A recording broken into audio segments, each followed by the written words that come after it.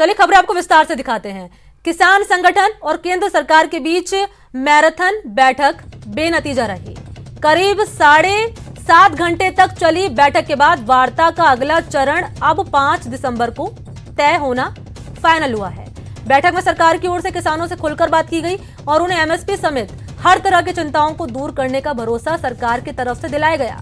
दूसरी ओर किसानों ने भी सरकार को बिंदुवार अपनी मांगे गिनाई, उनके सामने रखी और कृषि कानून को वापस लेने की मांग की। फिलहाल दिल्ली को घेरे बैठे किसानों के आंदोलन का आज 8वां दिन था और आंदोलन आगे भी जारी रहेगा।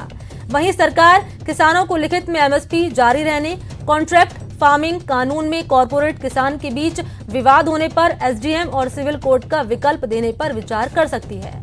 सरकार की ओर से केंद्रीय मंत्री पीयूष गोयल और नरेंद्र सिंह तोमर ने हिस्सा लिया। वहीं करीब 40 किसान नेता इस बैठक में शामिल हुए।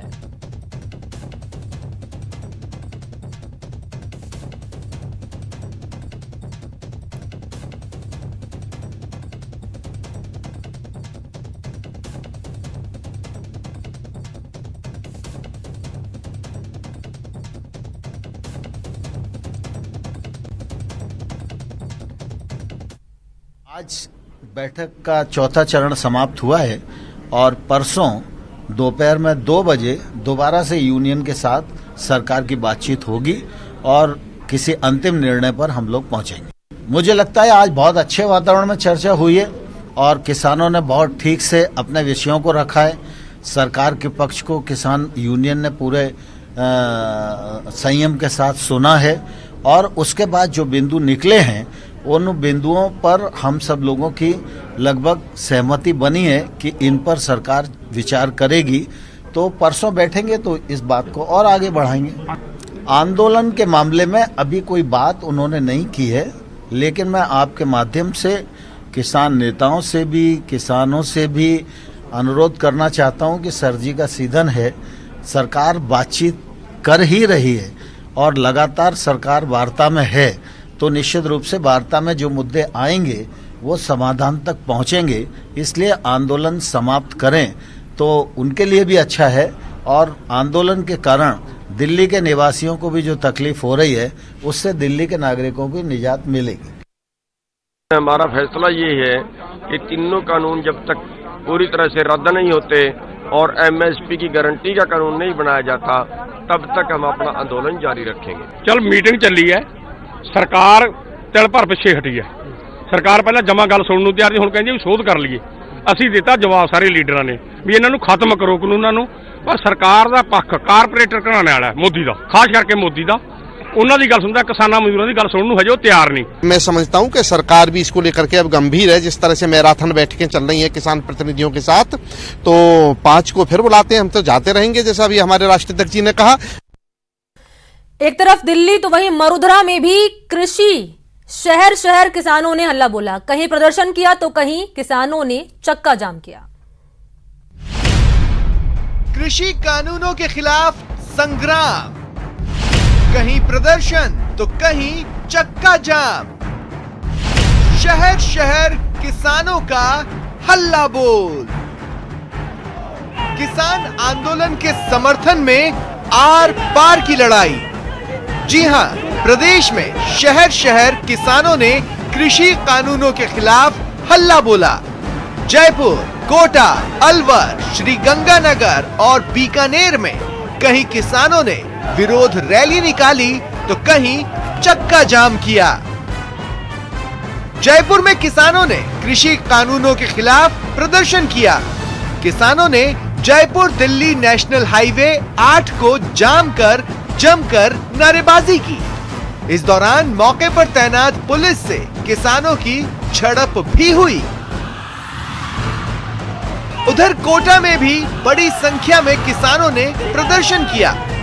शहीद स्मारक से किसानों ने ट्रैक्टर, बाइक और पैदल मार्च करते हुए कलेक्ट्रेट तक रैली निकाली और कलेक्टर को ज्ञापन सौंपा। इस दौरान किसान नेताओं ने आंदोलन जारी रखने और मांगे नहीं माने जाने पर दिल्ली कूच करने का आह्वान किया। भी अंगड़ाई है, आगे बहुत लड़ाई है। हमारा केंद्र की तानाशाह सरकार से, हिटलर सरकार से आज तो विनम्र अनुरोध है कि जो आपने किसान की मौत के कड़े फरमान जारी किए हैं इनको वापस ले लीजिए। मोदी जी, समय है अभी। वहीं श्री गंगानगर में भी किसानों ने हल्ला बोला। पंजाब बॉर्डर के पास साधुवाली हाईवे पर किसानों ने 2 घंटे तक चक्का जाम कर प्रदर्शन किया और नारेबाजी करते हुए कृषि कानूनों को वापस लेने की मांग की। इस दौरान किसानों के आंदोलन के समर्थन में बार एसोसिएशन के पदाधिकारी भी पहुंचे। किसानों की एक इतनी सी मांग है कि वो तीनों काले कानून वापस हो और एक चौथा कानून जो है किसान मांग करे, एमएसपी हमारा कानूनी अधिकार बने। इधर अलवर में किसान आंदोलन के समर्थन में अखिल भारतीय किसान सभा की ओर से कृषि कानूनों को वापस लेने की मांग की गई। इसको लेकर कलेक्टर को प्रधानमंत्री के नाम ज्ञापन सौंपा गया। वहीं बीकानेर में कांग्रेस सेवा दल के कार्यकर्ता किसान आंदोलन के समर्थन में उतरे। इस दौरान कार्यकर्ताओं ने सांकेतिक मौन रखकर धरना दिया और कलेक्टर को ज्ञापन सौंपकर कृषि कानूनों को वापस लेने की मांग की। इस तरह शहर शहर किसानों ने कृषि कानूनों के खिलाफ हल्ला बोला, तो किसान आंदोलन के समर्थन में कई संगठन भी सड़कों पर उतरे। Bureau report, news 18 Rajasthan. तो चलिए बात कर लेते हैं ईडी की रेड की। राजधानी जयपुर में पीएफआई के ऑफिस में ईडी ने छापेमारी की, कई दस्तावेजों को खंगाला। जयपुर ही नहीं, देश भर में पीएफआई के 26 ठिकानों पर ईडी ने एक साथ रेड की। हालांकि पीएफआई का कहना है कि किसान आंदोलन से ध्यान भटकाने के लिए ये साजिश की जा रही है। रिपोर्ट देखिए। पीएफआई के खिलाफ ईडी की बड़ी कार्रवाई।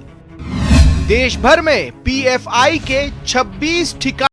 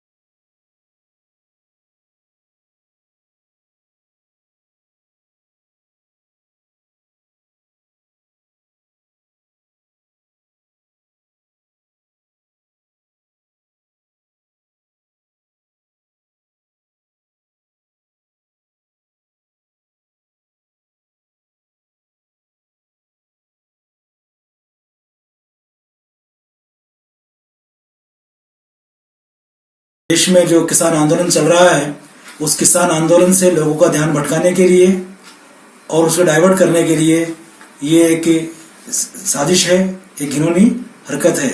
हम लोग इसकी निंदा करते हैं और पॉपुलर फ्रंट ऑफ इंडिया के खिलाफ इससे पहले भी इस तरीके के कई झूठे इल्जाम लगाए गए हैं, लेकिन आज तक कोई इल्जाम साबित नहीं हुआ है। इस तरीके से चोरी छुपे रेड करना एक निंदनीय है।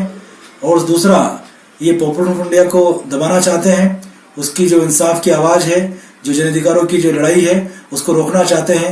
हम लोग ये वाजे कर देना चाहते हैं, इनकी कोई भी कार्रवाई हमें हमारे संघर्ष को रोक नहीं सकती।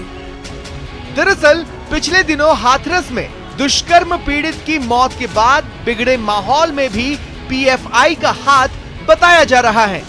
मथुरा पुलिस ने 4 लोगों को गिरफ्तार कर दावा किया था कि ये पीएफआई के सक्रिय सदस्य हैं। उसके बाद प्रवर्तन निदेशालय ने इस मामले को अपने हाथों में लिया था। पकड़े गए आरोपी इस समय प्रवर्तन निदेशालय की रिमांड पर है। Bureau report, news 18 network. यहां रुकना, छोटे से ब्रेक के लिए। बुलेटिन में आगे बात करेंगे बुरेवी तूफान के खतरे की।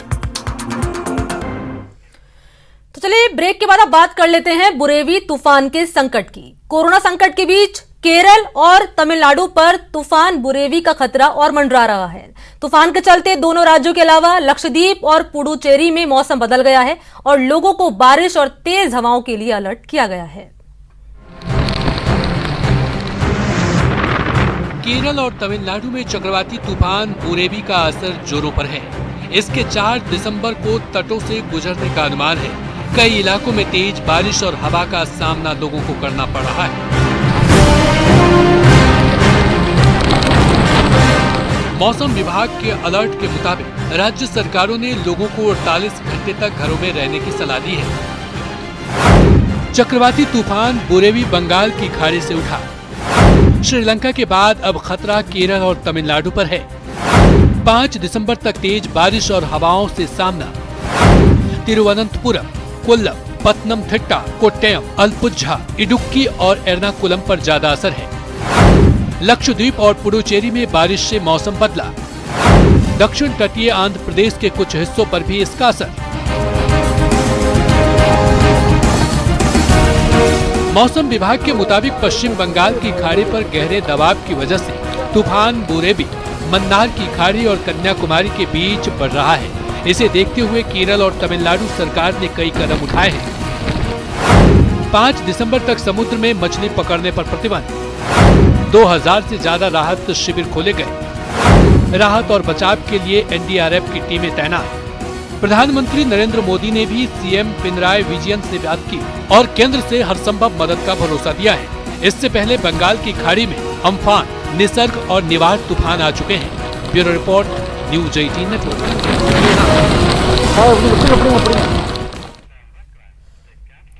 चलिए आपको दिखाते हैं टॉप 10 क्राइम की खबरें।